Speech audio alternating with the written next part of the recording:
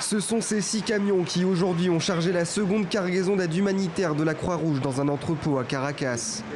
24 tonnes de fournitures médicales, mais aussi des générateurs électriques. Leur destination, les hôpitaux, afin de répondre à la crise majeure du secteur de la santé vénézuélien. La question de l'accès aux soins est devenue fondamentale dans un pays où le système sanitaire s'est effondré. En mai dernier déjà, docteurs, infirmières et membres du personnel médical d'un hôpital défilaient dans les rues vénézuéliennes. En cause, la mort de plusieurs enfants, faute de matériel nécessaire.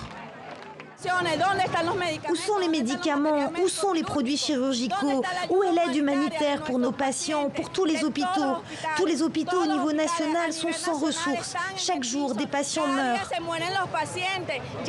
Ça suffit, nous en avons assez. Depuis plusieurs mois, cette problématique est devenue l'un des principaux terrains d'affrontement entre Nicolás Maduro et son opposant Juan Guaidó. Il y a déjà 1, 2 et 3 personnes qui ont été mises à pied, car elles doivent rendre compte quant à l'utilisation des fonds qui ont été obtenus après de nombreux efforts pour faire face à la crise militaire et l'urgence humanitaire. Le président autoproclamé avait déjà tenté en vain de faire entrer de l'aide provenant des États-Unis au Venezuela. Une opération refusée par Nicolás Maduro. Pour lui, elle n'était qu'un prétexte pour préparer une intervention étrangère qui viserait à le renverser.